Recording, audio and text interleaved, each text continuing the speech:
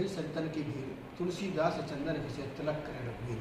ऐसे पुनीत पावन धरा चित्रकूट धाम में अंतर्राष्ट्रीय रामलीला महासंघ एसोसिएशन के द्वारा 3 दिवसीय रामलीला का आयोजन किया जा रहा है।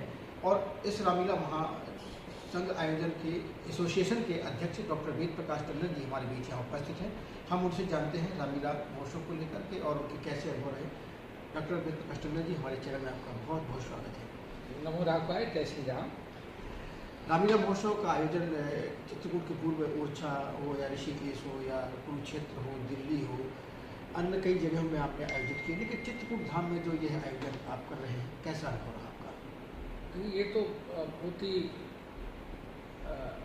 अनोखा, अलौकिक, अद्भुत अनुभव है, क्योंकि हम कई वर्षों से सोच रहे थे कि भगवान श्री राम जहाँ 12 वर्ष रहे, ऐसी पवित्र नगरी चित्रकूट में रामलीला का हमारा 5-6 साल से विचार चल रहा था। और भगवान श्री राम ने एक ऐसा करिश्मा किया कि हम पिछले महीने जगत गुरु पद्म विभूषण ज्ञानपीठ पुरस्कार से पुरस्कृत स्वामी राम भद्राचार्य के स्वामी राम भद्राचार्य से काट दो जी से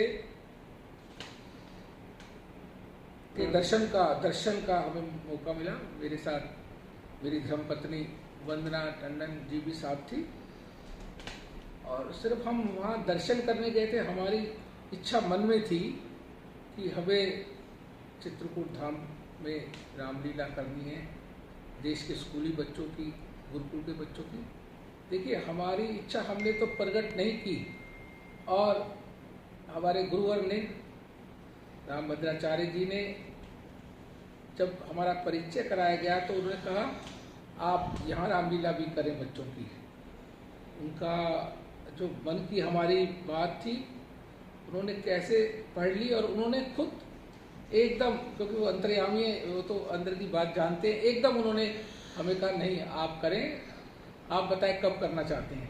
तो मैंने कहा कि आप आदेश दें वही होगा, आप जो आप कहेंगे। तो उन्होंने हमें 2 तारीखें सुझाई, एक दिवाली के पास और एक क्योंकि स्वामी जी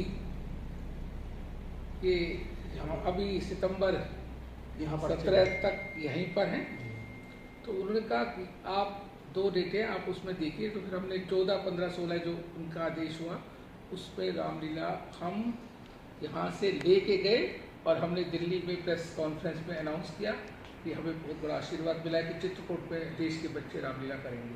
और उसी का परिणाम है कि देखिए इतना अच्छा भव्य मंचन हो रहा है और हमें उनका सानिध्य मिल रहा है। रामलीला का एक दौर हुआ करता था, हर गांव में, हर शहर में, हर नगर में रामलीला आयोजित होती थी।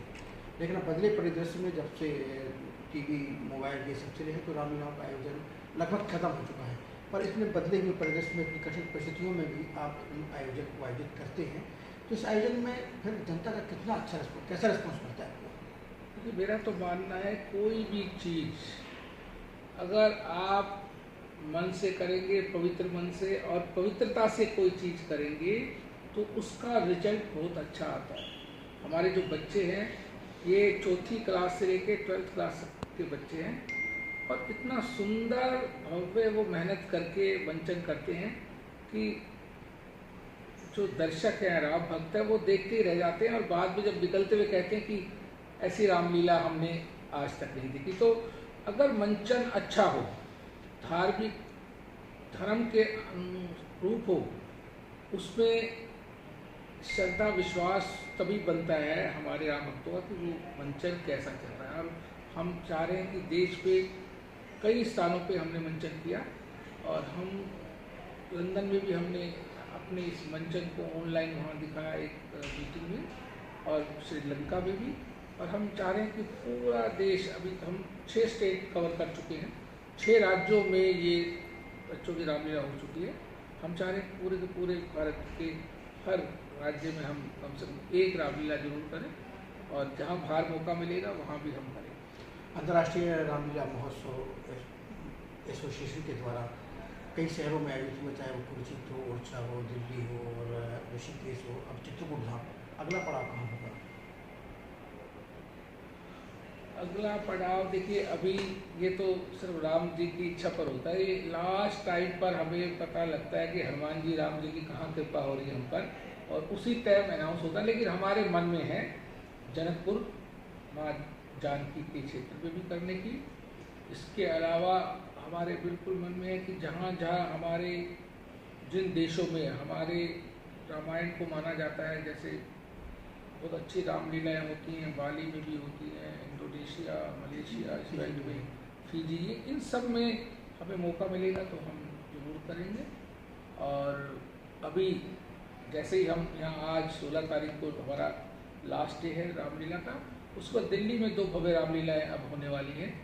एक कल्याण केंद्र में, एक ऐतिहासिक लाल किले पर 2 अक्टूबर की रामलीला है, 1 दिन की बच्चों की संपूर्ण रामायण। इसके बाद फिर 4 दिन की कुरुक्षेत्र में रामलीला होगी। बच्चों के अंदर इतने अच्छे आदर्श, राम के आदर्श रामलीला के माध्यम से आप डाल रहे हैं, गुरुकुल के माध्यम से, तो अन्य जो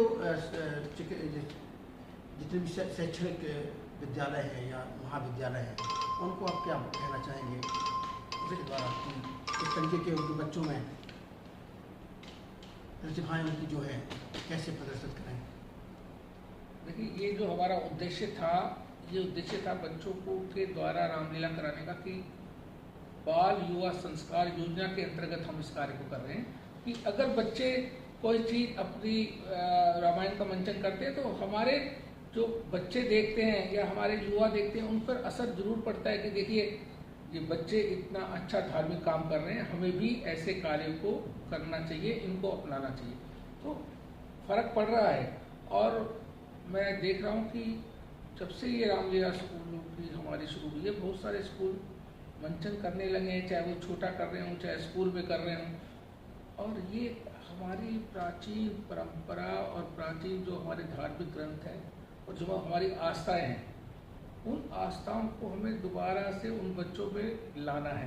क्योंकि अगर बच्चे पाश्चात्य सभ्यता की तरफ जाएंगे तो हमारी जो इतनी अच्छी पृष्ठभूमि है प्राचीन संतों, ऋषियों, मुनियों की, इतने देवी देवता हैं, तो वो चीज़ें फिर जो है हमारी लुप्त होती जाएंगी। तो हमें इनको जागृत करना है और हम इस कार्य को कर रहे हैं। एक बहुत बड़ा हमें आशीर्वाद मिला है राम भद्राचार्य जी का, जगत गुरु जी का। उन्होंने हमें आदेश दिया है कि महाकुंभ में भी 5 दिन की रामलीला आप बच्चों द्वारा कराएं प्रयागराज में।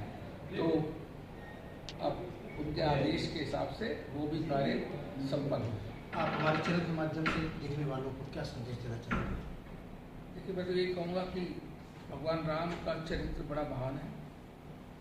अगर आप इस चरित्र को अपना लेते हैं तो आपको ना कोई सामाजिक कार्यों में परेशानी आएगी, ना अपने परिवार में परेशानी आएगी। क्योंकि उनकी जो एक एक चीज़ रामचरितमानस में जो रामचंद्र जी के माध्यम से दर्शाया गया है, वो सब व्यवहारिक है। और अगर देश हमारा उस रास्ते पे चलेगा तो ये सोने की चिड़िया दोबारा से बन जाएगा। जैसे हमारे बीच अंतर्राष्ट्रीय रामलीला महोत्सव एसोसिएशन के अध्यक्ष डॉक्टर वेद प्रकाश टंडन जी हमारे बीच यहाँ आज उपस्थित होकर रामलीला और राम के चरित्र को लेकर के और बच्चों के भविष्य निर्माण को लेकर के उन्होंने किस तरीके से अपनी बात रखी। हम एक बार फिर आपके बीच उपस्थित होंगे किसी अन्य शख्सियत के साथ। तब तक के लिए मैं चित्रकूट से राजीव शुक्ला, डॉक्टर वेद प्रकाश टंडन जी के साथ नमस्कार।